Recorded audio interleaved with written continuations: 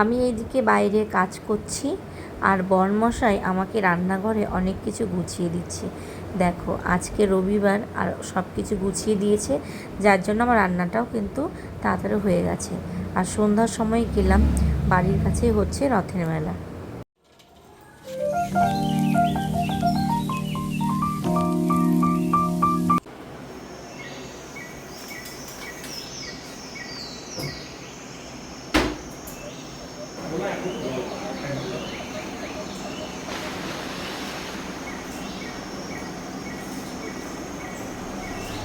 খাবারটা ডেকে রাখো, ওটা কিন্তু রান্নাঘরে ঢুকছে, রান্নাঘরে ঢুকছে ওরা। ওই দেখো সিঁড়িতে বসে বসে রান্নাঘর থেকে এক তাকিয়ে কি করে দেখছে। কি তোর মা তো আমার কাছে রেখে দিয়ে চলে গেছে। এই যে এর মা তিনটেকে আমার কাছে রেখে দিয়ে গেছে। এখন আমি সকালবেলা খাটে শুয়েছিলাম, পাশে গিয়ে দেখছি দুটো আমার পাশে ঘুমিয়ে আছে। কি সুন্দর মুখটা, পুরো মায়ের মতন দেখতে।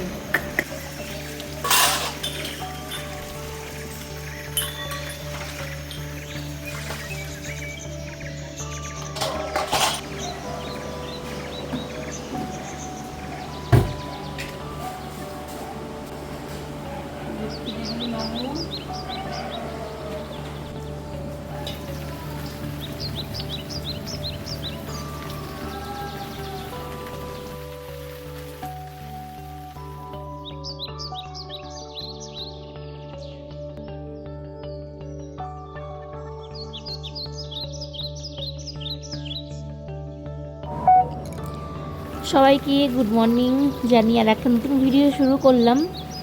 তো আজকে না সকাল থেকেই ওয়েদারটা পুরো মেঘলা মেঘলা রয়েছে। কাজকর্ম করতে, তারপরে তোমার জামা কাপড় ধুতে কোনো কষ্ট হয় না। যদি মাঝে মধ্যে এই রকম থাকে তাহলে তো কোনো ব্যাপারই নেই, না কাজ করতে কষ্ট না রান্না করতে কষ্ট।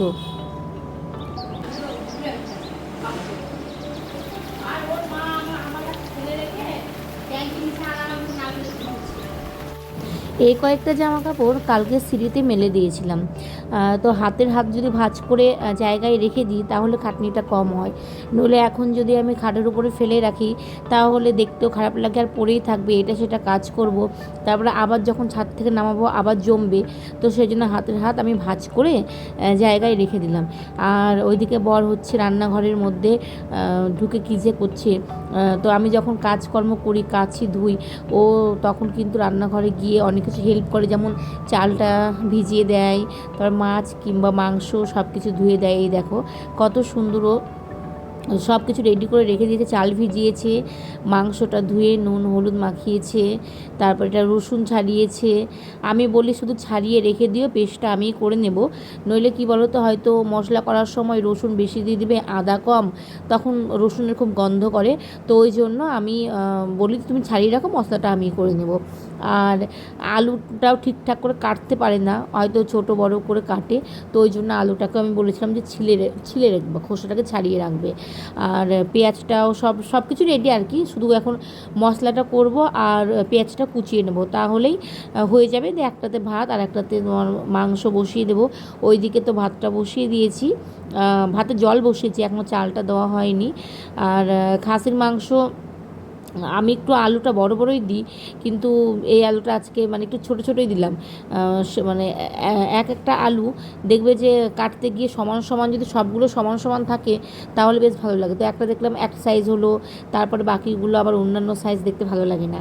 তো এইদিকে আমার কষা হয়েছে, তার মধ্যেই হচ্ছে আমার ছেলে বলছে যে আমার খিদে পেয়েছে, তুমি কষা দিয়ে আমাকে দিয়ে দাও। তো ওকে আমি কষা দিয়ে দিয়েছি। আর ঝোল এখনও হয়নি, মাংসটা কষানো হবে, তারপরে হচ্ছে গরম জল দিয়ে দেব। আর যত সুন্দর করে কষিয়ে জল দেবে তবেই কিন্তু দেখবে মাংস খেতে ভালো হয়। আর যেমন তেমন কষিয়ে জল দিয়ে দিলে সেটা একদম ভালো লাগে না। আর আমি না খাসির মাংস রান্না করতে গেলে আমার অনেকটা টাইম লাগে, যেহেতু আমি গ্যাসটাকে লো করে আস্তে আস্তে রান্না করি, সেজন্য একটু খেতে যাতে ভালো হয়। তাড়াহুড়োর আমার দরকার নেই, আমি আস্তে রান্না করব যাতে খেতে ভালো হয়, সবাই খেতে পারে সুন্দর করে। তো ওই জন্যই আমি ধীরে সুস্থে রান্না করি। আর ওই দিকে বসিয়েছি হচ্ছে কড়াইয়ে ওল, একটু ওল ছিল, আর কোনো শাকসবজি নেই ফ্রিজের মধ্যে। তো ভাবলাম যে ওলটাকে সেদ্ধ বসাই। আর ভাতের মধ্যে দিলে না ওল যখন মাখি একদম পুরো সাদাই থাকে। আর আমি যখনই অন্য অন্য পাত্রে সেদ্ধ করে মাখি তখন ওলটা পুরো কালো হয়ে থাকে। আর এদিকে কিটেনদেরও খিদে পেয়ে গেছে, দাদা খাচ্ছে আর ওরা ঘোরাঘুরি করছে, কখন খেয়ে উঠবে, দাদার কাছ থেকে একটু খাবো।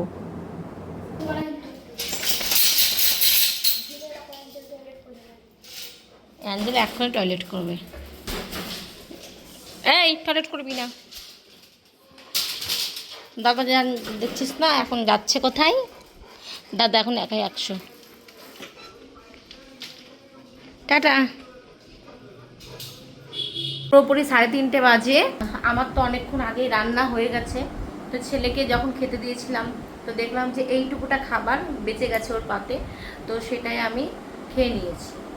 আর দেখবি খিদের সময় এইটুকুটা খাবার খেলেও পেট ভরে যায়, দুটো বিস্কুট খেলেও, বিস্কুট খেয়ে জল খেলেও পেটটা ভরেই যায়। আর বরের আশা যদি করতাম তাহলে এই যে আমাকে বসেই থাকতে হতো, তো এখনও আসেনি। আর আমার একটু ঘুমও হয়ে গেল, অনেকক্ষণ আগে রান্না করে প্রায় 2টোর মধ্যে রান্না কমপ্লিট। তো একটু ঘুমোলাম। আর ছেলেবেলা হচ্ছে এখন ফুটবল, আর শ্বশুর এইমাত্র স্নান করে বেরোলো, তো খেতে দেবো, খেতে দিয়ে একটু ঘুমোবো, ঘুম পাচ্ছে খুব। রোদ নেই কিন্তু তাপটা আছে, তো যদি আমি অ্যাঞ্জেলকে এখন বের করে খেতে দিই ও চিৎকার করবে। তো একটু পরে ওকে দিব, এখানে বস। আর ও চুপ করে আছে, এই যে মানে বিড়ালের বাচ্চাগুলো ঘোরাঘুরি করছে তো দাঁড়িয়ে একদম বাঘের মতো করে আছে, যে বিড়ালের বাচ্চাগুলো আসলেও ধরবে। কোথায় পালিয়েছে সব। তো আজকে রান্না শুধু মাংসই করেছি, এই যে মাংস। আর এটা হচ্ছে ওল, কোথায় গেল, বিড়ালের জন্য এভাবে রাখতে হয়।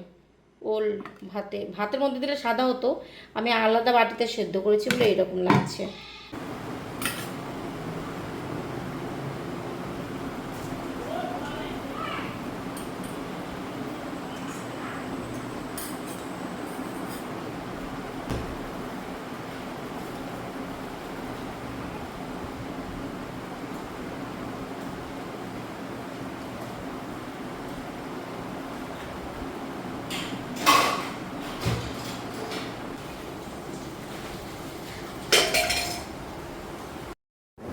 তো বড় চলে এসছে, এসে খেতে বসেছে সব বাইরে।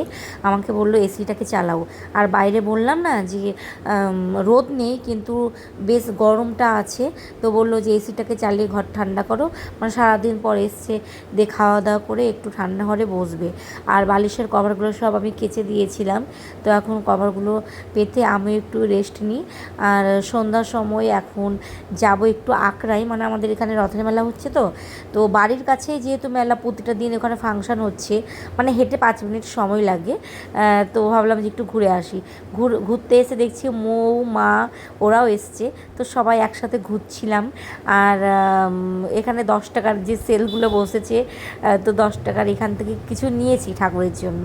মানে 10 টাকার এখন তো কিছু হয় না, তাও বেশ ভালো ভালোই জিনিস ছিল। আর এখানে ফাংশান হচ্ছে, মানুষ এই জন্যই এসেছে এখানে ফাংশান দেখার জন্য, মেলায় ঘুরতে না। আর আজকে একটু মেলায় ভিড়টা কম, মানে প্রথম দিন ভিড় হয় আর লাস্টের দিন। তো গোপাল ভাবলাম যে নিব, কিন্তু নিলে তো হবে না। এইমাত্র বাড়িতে আসলাম মেলা দেখে, আর বাড়ির কাছে এত সুন্দর মেলা ফাংশান হচ্ছে, সবাই বসে বসে এখনও পর্যন্ত দেখছে। এখন বাজে কিন্তু 10টা 40, 11টা বাজতে যাচ্ছে। আর আজকে একটু বসে বসে দেখতে পারলাম, ঘুরতে পারলাম, তার কারণ হচ্ছে রাতে সেরকম রান্না নেই, বর হচ্ছে নিমন্ত্রণ খেতে গেছে। আর শ্বশুর জন্য 4টে রুটি করবো, ময়দা মাখা আছে। আর আসার সময় অনেক কিছু কেনার ছিল, সেগুলো নিলাম আমাদের বাড়িতে।